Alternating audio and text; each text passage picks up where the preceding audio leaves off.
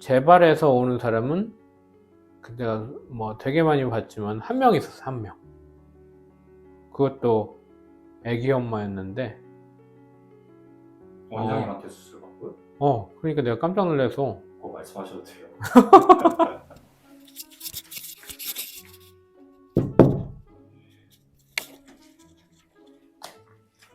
안녕하십니까. 네, 안녕하세요. 네, 요 마이크 한 번만 받아주시면. 요실금 수술하면 재발 안 하냐고 물어본 게 있거든요. 네. 요실금 수술하면 재발 안 하지 않아요? 근데 이런 환자가 와서, 그러니까 환자분들은 이제 본인이 수술했는데 재발했다 오는 경우가 있죠. 재발해서 오는 사람은 내가 뭐 되게 많이 봤지만 한 명 있었어. 한 명. 그것도 애기 엄마였는데 원장님한테 수술 받고요? 그러니까 내가 깜짝 놀라서 그거 말씀하셔도 돼요. 말할 수 있지. 이유가 있으니까. 네네. 15년 되신 분이지. 15년 되신 분 왔는데 소변이 새는 것 같다고 왔어요. 정말 소변이 새는 것 같다고 왔는데 실제로 물어보니까 와서 이제 전화로 이제 예약을 잡고 왔는데 샌다고 왔는데, 실제로 그분은 그런 복압성 요실금이 새는 게 아니라, 그러니까 나이가 이제 그 당시 때는 50대였는데 이제 60대가 넘어서니까 복압성 요실금을 수술했는데 이제 과밀성 방광이 생긴 거예요. 과밀성 방광에서 절박성 요실금이 생긴 거예요. 요실금 수술을 하고도 또 요실금이 생긴 거예요? 그렇죠. 그러니까 요실금 파트가 여러 가지 있는데, 복압성 요실금이 있고 과밀성 방광 안에 이제 절박성 요실금이 있는데, 절박성 요실금이 생긴 거죠. 급하게 가다가 마렵다고 해서 갑작스럽게 마려운 게 생긴 거예요. 그거 이후에 뭐 여러 가지 있겠지만, 막 재발했다 생각해서 또 재수술을 받는 분들도 많겠어요. 그렇지만은 실제로 저희 병원 와서 이제 재수술 해달라고 오는 경우가 있는데, 다른 병원을 수술해서 하시는 분들이 있는데, 그 중에는 이제 금방 말한 분들처럼 과민성 방광에 절박성 요실금 때문에 오시는 경우가 많이 있죠. 그러니까 그런 분들은 그냥 무조건 수술하는 게 아니라 이야기를 들어보고 검사를 해봐서 이거는 과민성 방광이다 이렇게 생각을 했을 때, 그러면 거기에 맞춰서 치료를 해야지 무조건 수술하는 게 아니라. 그러면은 요실금 수술 후에는 어느 정도 회복 기간을 가져요? 보통 뭐 4주에서 6주 그냥 그럼 조금 그 기간 동안 입원해 있어야 되는 거예요? 입원 안 하고 그냥 일상생활 하는데, 그냥 무리한 활동을 하지 말라는 거죠. 이것도 간단하지만 수술이니까 그게 회복 기간이 있는 거죠. 그럼 혹시 요실금 수술에서 회복 기간을 줄일 수 있는 방법은 없을까요? 회복 기간을 줄일 수 있는 방법은, 지금까지 나온 방식 중에서는 최근에 나온 뭐 이런 것들이 다 미니 슬링이든 그런 TOT든 이런 게 다 이후로는 뭐 더 절개를 작게 하고 그런 수술은 아직은 없어요. TOT가 더 회복 기간이 긴 거예요? 더 길다고 볼 수는 없고, 어차피 절개 부위가 더 미니 슬링보다는 두 개가 더 있으니까 그렇지만 거의 회복 기간은 똑같죠. 뭐 미니 슬링이라고 짧고 TOT라고 길고 뭐 이런 그렇지는 거. 않아요. 아니 인터넷에 보니까 미니 슬링은 회복 기간이 짧다라고 하더라고요.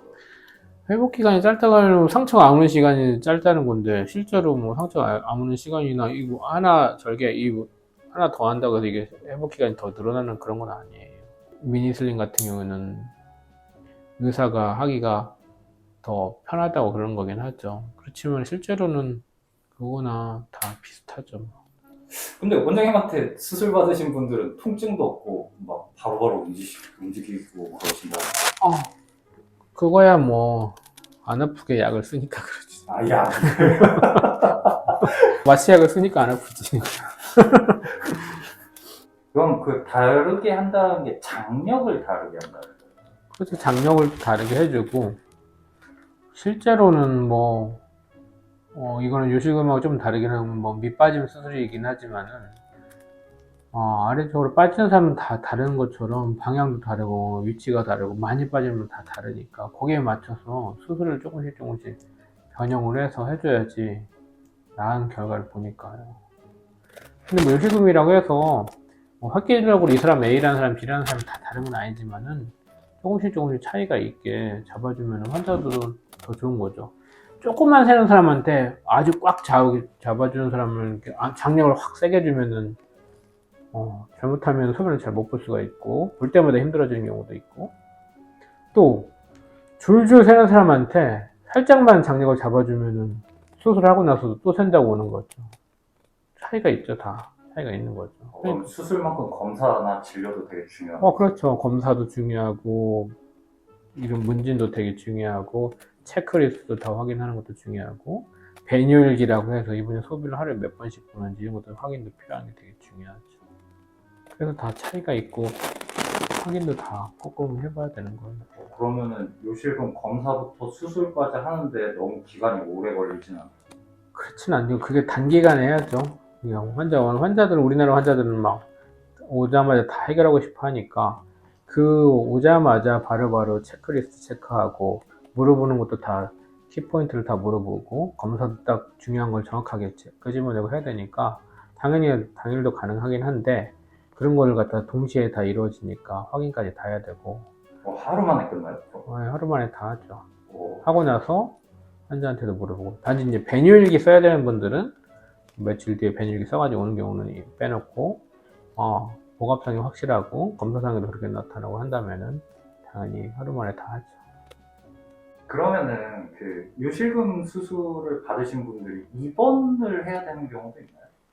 묘실금 수술을 받아야 돼 입원해야 되는 경우는 이제 다른 수술을 병행했을 때 소변 보는 게 불편하거나 아니면은 뭐 다른 뭐 출혈이 많거나 하루 정도 지켜봐야 되는 경우가 간혹 있는데 거의 없죠.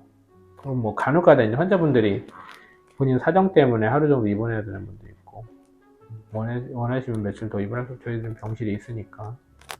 오늘 병원에 입원 병실이 따로 있나요? 네, 병실이 따로 있으니까. 예. 병원이 되게 큰가 봐요. 크진 않아요.